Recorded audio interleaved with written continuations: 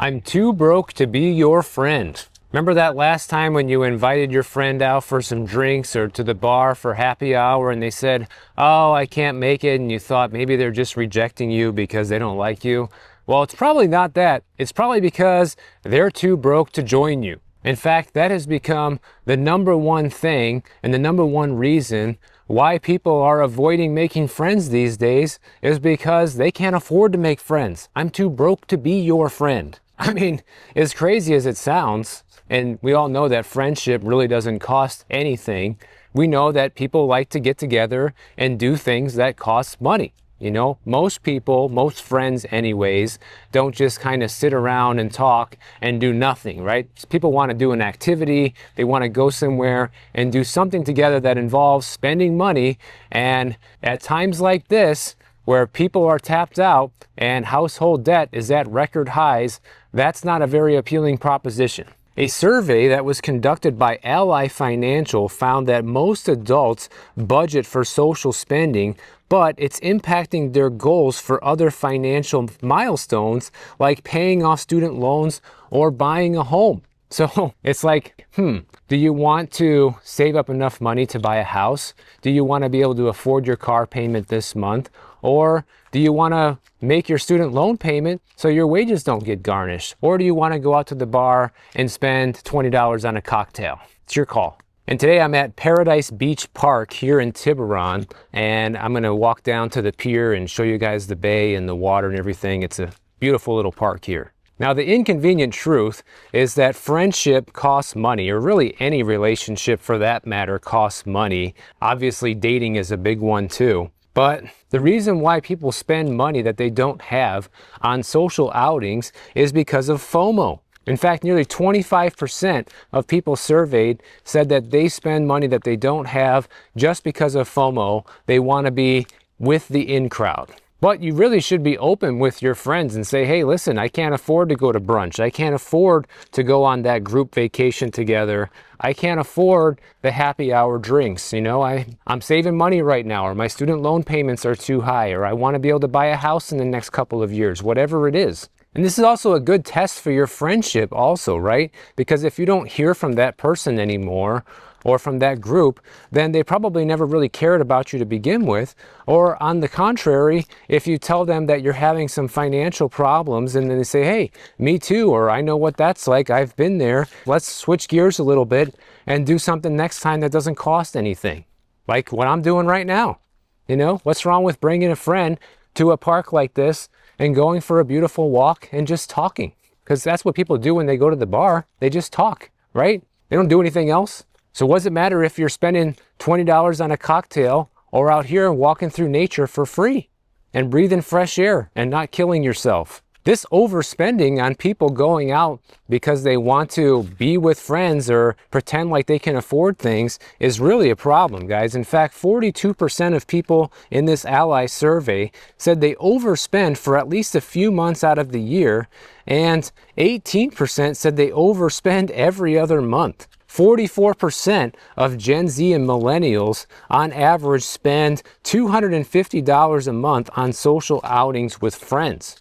That's $3,000 a year. And interestingly enough, a lot of people surveyed said that they would rather be behind financially and be able to stay connected with their friends than to make those tough sacrifices and sit out the events that are happening. So people are knowingly digging themselves into a deeper financial pit just in order to stay social, which is kind of crazy. 52% of Gen Z and millennials have at least one friend that they go out to eat with regularly or go out to some sort of party situation that requires spending money. Being broke can actually create big rifts in relationships. Take a look at this. 20% of Gen Z and millennials said that financial or lifestyle differences contributed to a falling out with their friends. So because you were too broke to hang out, you're no longer in the club. 24% also say that finance or lifestyle differences cause anxiety for them. And 17% said they feel like they can't be honest to their friends about their finances. Well, it's like if you can't talk to your friends about it, I mean, who can you talk to, you know? We don't have that many people in this world that we can really trust or who we're really close to. And if you can't even open up to your friends and be honest with them, then what good is even having them to begin with? I don't know if this is a new problem either, guys. I feel like it is, because when I was growing up, you know, and even by the time I could drive and had my driver's license and started doing things with friends independently on my own, besides driving the car, I don't remember doing a whole lot of things that cost money. Just hanging out was good enough for me and the people that I had in my life at the time. So if you're surrounded by people that require you to spend a good amount of money in order to remain friends with them, you might want to reevaluate those friendships and see, are those people even truly friends in your life? Because the reality is they might not be. But some people don't want to see that because they're so addicted to the lifestyle that they have and the fun that they have in a certain group, and they don't want to think about alienating themselves from that lifestyle. But if it means being able to be financially free one day and not having debt and getting ahead to the point where you can afford to buy a house and they can't, well, who's really the loser here, you know? And speaking of spending, let's dive a little bit more into what's happening with spending in general in the US economy right now. Because the July retail numbers came out last week, and they showed that Americans continue to spend, especially for cars and consumer goods. And the new data suggests that people who make $100,000 a year or more spent 4.6 more in July than they did in June. And across all consumers, there was a monthly increase of 1.3% spending year over year in July. But for middle income consumers, which is people who make between $50,000 and $999,999 a year, actually decreased their spending on a monthly basis. And of course, because you have such a high number on the high end of 4.6% more spending for the six-figure earnings, that helps bump up the average for everybody, but it doesn't reflect the true picture of what's going on. It just reinforces what we've known for well over a year now, which is that it's the well-to-do who are spending the most money in this economy right now. The median inflation-adjusted income in America as of 2023 is about $80,000. And according to the Bank of America's latest look at how customers are using their credit cards and debit cards, the bank saw more credit and debit card spending in July compared with June. And they also noted that card spending per household climbed to the highest yearly rate since January. So spending is just continuing to go up. But also in their data, it reflects the same thing, which is that people who make over $100,000 per year are the ones who are increasing their spending the most right now at a 1.8% increase year over year. And let me ask you something. How does spending more money when we have the worst spell of inflation in about 40 years mean people are doing well right now? That's the spin that they want you to believe with all these news stories. They want you to think that because spending is up year over year, that people are doing well. But the reality of the situation is it's more like people need to spend more because inflation is making everything cost more. And then, of course, a lot of the tariffs are kicking in, which make things cost more as well. Take a look at the beautiful view here. Got San Francisco Bay, Richmond Bridge. Super quiet out here. Just a few guys fishing. Now, the way I see it is if prices on everything were going down and we actually had deflation in our economy, which we don't. There is deflation in a few sectors of consumer goods, but most of it is increasing faster than any of us want to believe. But if that were happening and prices on everything were coming down, then that would be a very strong indicator if spending was continuing to go up, that people were doing well. Like, okay, things are costing less, so we're buying more of it now, and we have the extra money to spend, right? But since prices are continuing to go up and spending is going up, it's pretty obvious that the spending needs to go up, because how else are you going to buy anything? You have to spend more if you want to buy the stuff that's available. I'll give you a great example that just happened to me last night, okay? I needed to buy a new frying pan, and I like the company Miesen. They make really good quality stuff, and their frying pans seem to last longer than any other brand I've tried so far, okay? 2 years ago, when I bought a frying pan from them, in 2023, I paid $62, okay? Now, that same frying pan, if you were to buy it directly from their website, would cost you over $100. Now, I was able to find that same frying pan on Amazon for $76, but that's still an increase. We're still talking a $14 increase from just a couple of years ago for the same item. Guys, that is an 18.5% increase in price in just a couple of years for the same thing. But it's made out of steel. It's made out of things that we have to import, things that have gone up due to inflation and now the tariffs. So because I bought that same item, I spent 18.5% more on the exact same thing that I bought 2 years ago. And if that were the consumer spending report just showing like, okay, I spent 18.5% more than I did 2 years ago, well, according to the consumer spending report, then everything would be great, right? Everything's going great because I'm spending more. But in reality, the only reason I'm spending more is because I'm buying the same item that costs just a lot more than it used to. Anyways, let's continue going over some of these numbers because they are fascinating. For households making at least $121,000 per year, spending per credit card reached $1,400 a month in 2021. And as of May of 2025, it remained at that level, which means that the spending stayed steady for people who are in this income range. And what this data also shows us is there's a clear difference in how much people are willing to spend depending on your income. You know, when you have people making more money, they tend to spend a little more, but people who are making less are actually spending less right now. But they try to spin it into a way that because people who make a little more are spending a little more, then the economy's booming and everyone's doing great.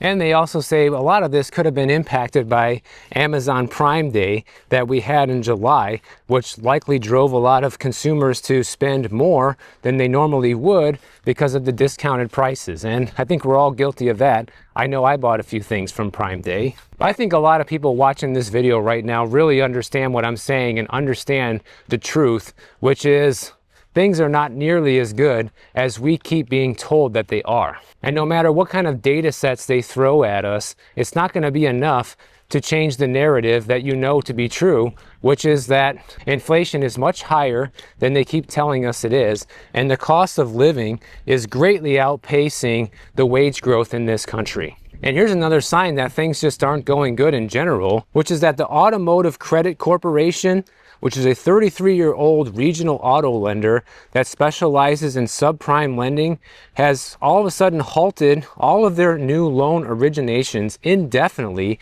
effective immediately, and they cited internal and external financial conditions as the reason for this stopping in lending. And we know that delinquencies are actually ticking up across all forms of debt. Mortgage delinquencies are up, car loan delinquencies are up, credit card delinquencies are up, student loan delinquencies are up. So it's not really a big surprise that you see an auto lender pulling back on making loans right now. And why this matters is because when you see a sudden shutdown of a major auto loan lender like this, it suggests that there are deeper problems in the automotive finance sector that could ripple through dealerships across the country. When a company suddenly stops lending overnight, it raises questions about market conditions and whether other lenders are quietly tightening up as well. We got some major issues going on right now in America when it comes to people being able to have some mobility in their life, meaning people aren't moving, people aren't switching jobs, and people are just kind of stuck where they're at in life right now as inflation continues to swallow us whole. According to this new report, Americans are moving at historically low rates. Only 7.8% of Americans moved in 2023, which is the lowest census records began in 1948. So we got less people moving right now than ever before. You also have moves within the same county dropping 47% in the past 3 decades. In the 1950s through the 1960s, about 20% of Americans moved each year. Today, less than half of that amount are moving. And the main reason for that is not really a huge surprise. It's because people can't afford to move. People can't afford to do anything. Everything that people are doing right now is because of debt and credit and overextending themselves into a situation that they can't really afford. Now, part of the problem is that we have a very large share of older Americans these days that take up the largest share of American population, so older people tend to move less. And more people live in a household where you have two people with a job that anchors them to a location, so it makes it harder for people to move when you're kind of stuck somewhere because of your work or your family. And if you take a look at this chart here, it shows you the huge decline in the amount of people moving annually. The total number of movers went from around 17% down to just around 7% or 7.8% like we talked about earlier. So it is just not looking good. When it comes to housing especially, people are in situations where people can't upgrade to larger houses because they can't afford to. Empty nesters can't afford to downsize. And first-time home buyers are locked out of the market due to the price of homes today. This story gives an example of a family in New Jersey who is stuck in their house because if they were to move, then their monthly mortgage payment would double. So they just have to stay put. This is also why we're seeing a situation where home sales in the United States have stalled to 30 to 40-year lows right now. It's very difficult to walk down these stairs at the same time without tripping or falling. I'm only going to go about to here just to show you guys the view a little bit. There's a little beach down here if you keep going a little bit further. Although, I don't like how murky the water is. I get in the water here, but I just get in and get out. I'm afraid of sharks, guys. I've seen a few sharks up close and personal in Miami, and I never want to see them up close and personal again. And when you can't see and the water's murky, for me, it's just in and out. And of course, the other problem when it comes to housing, the amount of money that people have to spend to be able to afford housing these days has increased substantially. Throughout much of the 2010s, people spent about 30% of their or less of their income on the median home price. Well, today, it's about 39% of their income, which is already pushing the limits of getting qualified for a mortgage. And when you're spending 40% of your income just on your house payment, doesn't leave a whole lot left over for anything else in life, including moving. All this is also leading to people sticking with their current jobs because you have hiring very weak right now. And if you do have a job, it probably is very smart to not let go of it because of how bad the job market is right now. In fact, job switching and hiring rates are at lows that we haven't seen since the 2009 recession. But people like to say we're not in a recession. What does that tell you? It tells you that we are in a recession, but the official data that would normally tell us that we're in one just isn't reflecting it. But it doesn't really matter because people know what's going on. You can see in this chart right here, the likelihood of a worker switching a job is pretty low right now. And if people are getting jobs, they're usually getting jobs that they are underqualified for. Here's an example of a woman who graduated from college, was trying to get a marketing job, but instead, she's working as a social worker in Orange County, California for $22 an hour.